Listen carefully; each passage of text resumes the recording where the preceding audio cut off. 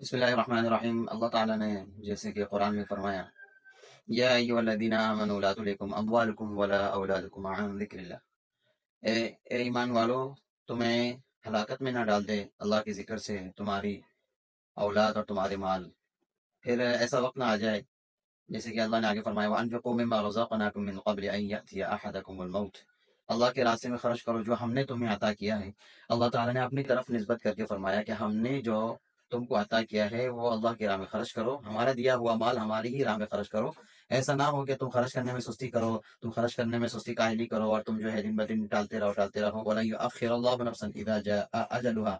اور جب موت کا فرشتہ تمہارے اوپر آ جائے گا پھر تم یہ الفاظ بولتے رہو گے، فَيَقُولَ رَبِّ لَوْلَا أَخَّرْتَنِي إِلَىٰ أَجَلٍ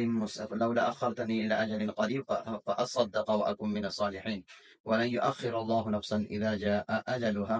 اللہ تعالیٰ فرماتے پھر تم اگر سستی کر کے اللہ کی راہ میں خرچ نہیں کرو گے اور موت کا فرشتہ تمہارے اوپر آ جائے گا، پھر تم یہ کہو گے کہ کاش ہمیں تھوڑا سا موقع مل جائے تو پھر ہم جو ہے صدقہ خیرات بھی کریں اور نیک لوگوں میں شامل ہو جائے۔ تو اللہ تعالیٰ فرماتے ہیں کہ یہ کوئی دنیاوی معاملہ نہیں، یہ پولیس کا، رینجرز کا، دنیاوی کسی حاکم کا معاملہ نہیں ہے کہ تم جو ہے اس سے تاخیر کا مطالبہ کرو اور تمہیں وہ تاخیر کا موقع دے دے۔ اللہ تعالیٰ فرماتے ہیں جب موت کا فرشتہ تمہارے اوپر آ جائے گا پھر تمہیں کوئی تاخیر کا موقع نہیں ملے گا، پھر تمہیں کوئی مہلت نہیں دی جائے گی، پھر تمہارا اسی ٹائم ہی جان کو قبض کر لیا جائے گا۔ تو لہٰذا اللہ تعالیٰ فرماتے ہیں کہ وقت سے پہلے تمہارے کو یہ بتایا جا رہا ہے اور یہ کہہ رہا ہوں کہ تم اللہ کی راہ میں خرچ کرو،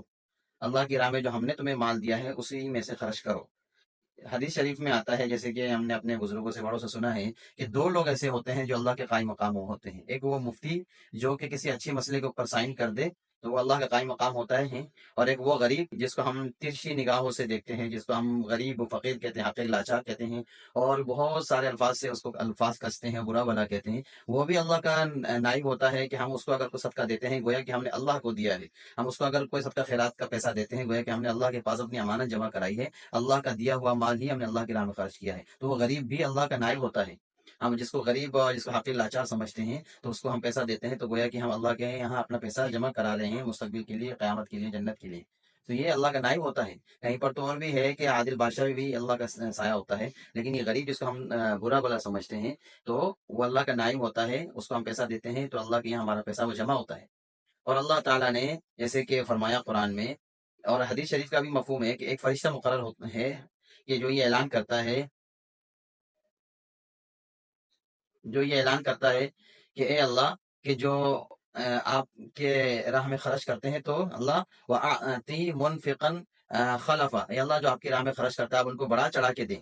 وَأَعْطِ مُمْسِكًا طَلَفًا، اور جو آپ کے راہ میں خرچ نہیں کرتے ان کے اوپر جو اللہ مصیبت کے اوپر مصیبت ڈالتے رہتے، تو آپ نے دیکھا ہوگا جو اللہ کی راہ میں خرچ نہیں کرتے اللہ تعالیٰ ان کے اوپر مصیبت کی مصیبت ڈالتے ہی رہتے ہیں، ڈالتے ہی رہتے ہیں، اللہ تعالیٰ کی طرف سے ان کے اوپر مسائل آتے رہتے ہیں، وہ حتیٰ کہ اس طرح کی مصیبت میں ڈل جاتے ہیں کہ ان کا پیسہ، ان کی دنیا کی دولت، مال و دولت سب کچھ جو ہے دنیا میں ہی رہ جاتا ہے، اللہ کے راہ میں خرچ نہیں کر پاتے، اور جو ہے وہ پھر وراثت میں تقسیم ہو جاتا ہے، پھر بچے ان کے پیسوں کے لیے لڑنا جھگڑنا شروع کر دیتے ہیں، اس طرح کی نوبت آ جاتی ہے۔ اور اللہ تعالیٰ کہ جو تقسیم ہے مال کی، ہم نے دیکھا ہے کہ جیسے کہ ایک شاعر کہتا ہے وَكَمْ عَاقِلٍ عَاقِلٍ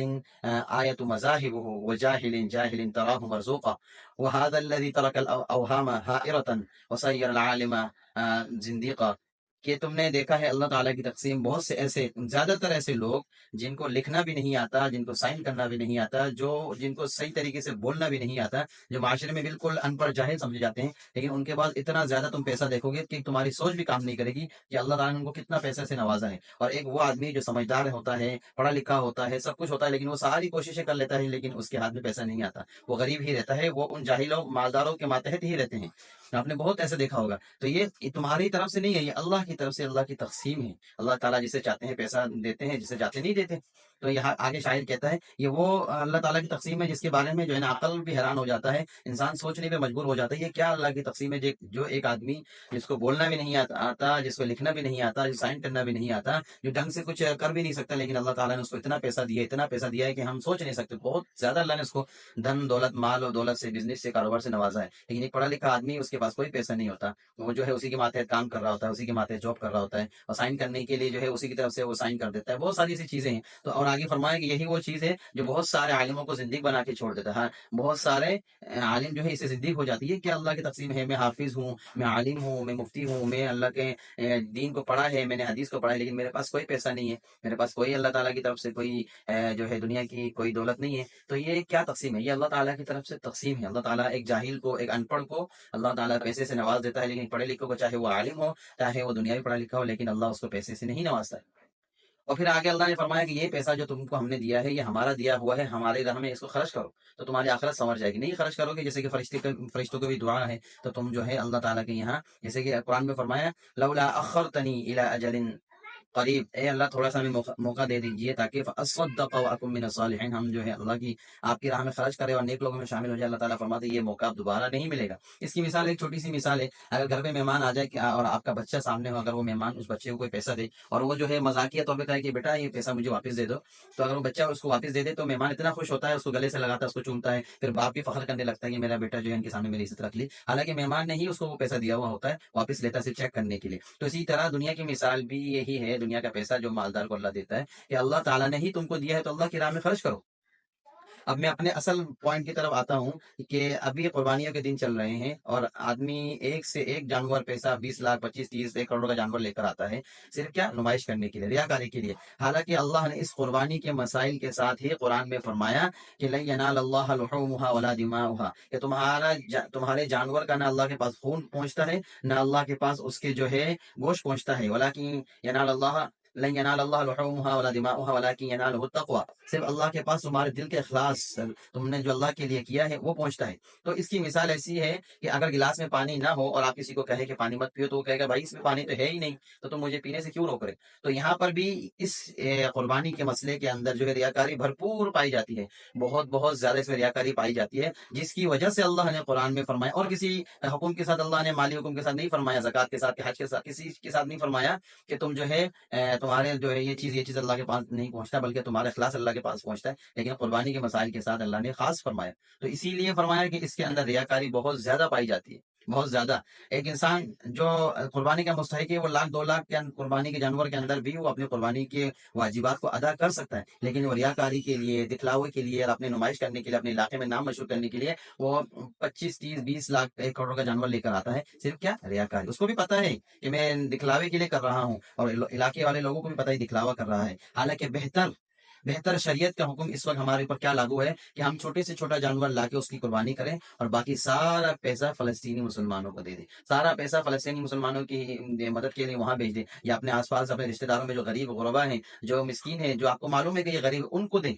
یہ اس پر آپ کو ثواب ملے گا. یہ ریاکاری کر کے جانور کے اوپر نہ آپ کو ثواب ملے گا، بلکہ الٹا آپ کے اوپر وبال ہے. اللہ کے یہاں پہ جواب دینا پڑے گا، تو نے میرے لیے قربانی کر کے تو نے اس میں دکھلاوا کیا، تو الٹا آپ کے لیے وبال ہے. نہ ثواب ملے گا، بلکہ الٹا اس پر آپ کے لیے عذاب کا باعث بنے گا، آپ کے لیے وہ ریاکاری کا باعث بنے گا اور اللہ کی ناراضگی کا باعث بنے گا. یہ کرنا بالکل ٹھیک نہیں ہے، بالکل غلط ہے. الٹا آپ کے لیے عذاب ہے، اللہ کی طرف سے آپ کے لیے سخت عذاب کا وعید ہے. آپ جو ہے اس طرح کے کارنامے نہیں کریں، بلکہ چھوٹے سے چھوٹا جانور لا کر باقی پیسہ آپ صدقہ خیرات کر دیں، غریبوں کو دے دیں یا فلسطین مسلمانوں کو دے دیں. سب سے بہتر حکم شریعت کا اس وقت یہی لگتا ہے،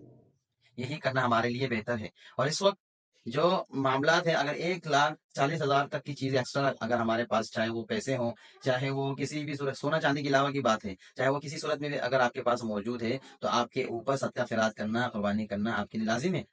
آپ قربانی کسی طریقے سے کریں. اب وہ مقروض آدمی، مقروض کی بھی 2 قسمیں ہوتی ہیں. ایک مقروض وہ ہوتا ہے جو کاروبار کے لیے کسی سے قرض لیتا ہے، وہ مقروض نہیں ہے.